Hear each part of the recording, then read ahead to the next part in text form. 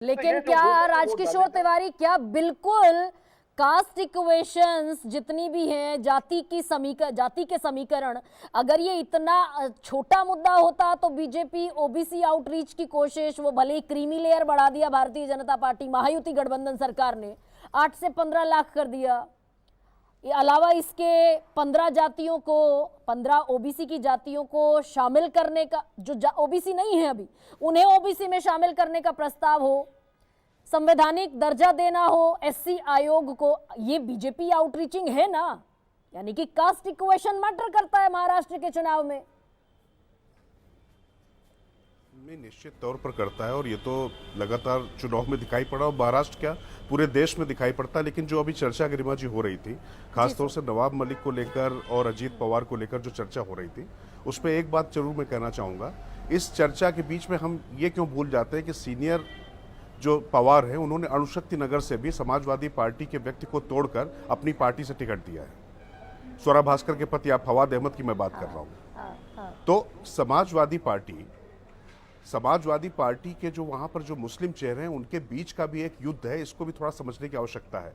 Nawab Malik Samajwadi party में रहे, अबू आजमी की वजह से वो पार्टी छोड़कर गए थे, और इस मौके का फायदा, इस बात से मैं सहमत हूं जो पूर्व के मेरे जो तमाम सहयोगी जो बात कर रहे थे, कि निश्चित तौर पर ये अजीत पवार ने जब ये कदम उठाया है, और आप एक चीज और मत भूलिए कि मदरसा शिक्षकों की वेतन जो है वो भी दुगना करने का निर्णय लिया, दुगुना नहीं, उससे भी ज्यादा, 6,000 से बढ़ाकर 16,000, 8,000 से बढ़ाकर 18,000, जी हाँ 18,000, 3 गुना 4 गुना करीब, उन्होंने 3 गुना करीब करने का फैसला लिया था।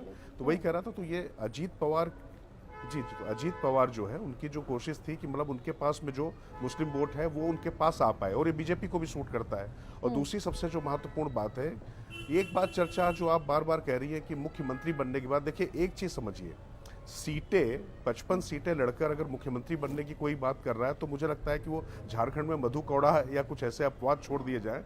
लेकिन यहाँ पर जिस तरीके का चुनाव हो रहा है, उसमें अजीत पवार और शिंदे और फडणवीस जिस तरीके से ये लोग बैठ रहे हैं वहां पर, तो मुझे नहीं लगता है कि किसी भी सीट को लेकर कोई वाकई इनके बीच में मनभेद है। ये एक सुविचलित रणनीति के तहत सारे फैसले लिए जा रहे हैं। और कैसे अजीत पवार, कमजोर अजीत पवार सूट नहीं करता है भारतीय जनता पार्टी या महायुति को। अजीत पवार को मजबूत रखना पड़ेगा, और अजीत पवार की भी सुनी जाती है। अजीत पवार की अपनी एक हैसियत है, एक हुकूक है। अगर ये फैसला, अगर ये मैसेज नहीं जाता है, तो फिर मुस्लिम वोट या उनके पास नहीं जाता। और एक बात और समझती हूँ कि लोकसभा चुनाव में अजीत पवार करेक्शन करती हुई भारतीय जनता पार्टी दिखी। भाई शुरुआत में तो अजीत पवार सारा लोकसभा की हार का ठीकरा सब अजीत पवार पर फोड़ दिया, वो चाहे मराठी पत्रिका विवेक हो, ऑर्गेनाइजर हो, जितने भी संघ से जुड़े हुए बयान आए, यहाँ तक कि एकनाथ शिंदे से लेकर तानाजी सावंत, सब अजीत पवार पर हमलावर दिखे। बाद में कोर्स करेक्शन करती हुई दिखी भारतीय जनता पार्टी। लेकिन एक चीज है गरिमा जी, ये वहां पर लगातार, जब भी मैं वहां पर करीब 8-10 दिन के लिए था, वहां पर मुंबई था, पुणे गया था, और मराठवाड़ा की तरफ तमाम जगह पर होकर आया, तो अजीत पवार जो लोकसभा चुनाव में उनकी हैसियत थी या जो विधानसभा चुनाव में, उसमें दोनों में फर्क है। देखिए, जैसे हम लोग कहते हैं ना, मनसबदार हैं जो क्षेत्रीय छत्रप है, उनके पास बड़े बड़े चेहरे हैं, वो निश्चित तौर पर अपने दम पर कुछ वोट लाने की कुव्वत रखते हैं।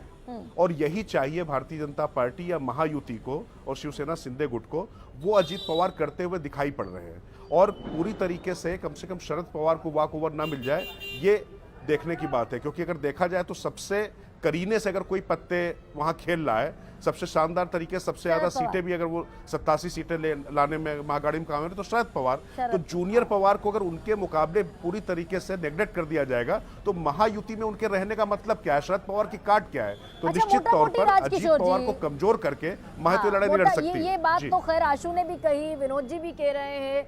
मोटा मोटी ये बताइए राजकिशोर तिवारी की महायुति का ये जो आज की तारीख में हिंदुत्व भी है, मुस्लिम आउटरीच भी है, मराठा को छोड़कर, विनोद जी कह रहे हैं मराठा को लेकर संशय है, दो बड़े चेहरों के होने के बावजूद, और बीजेपी ने भी यही प्लॉटिंग करने की कोशिश की कि गैर मराठा जितना है उसे लामबंद कर ले।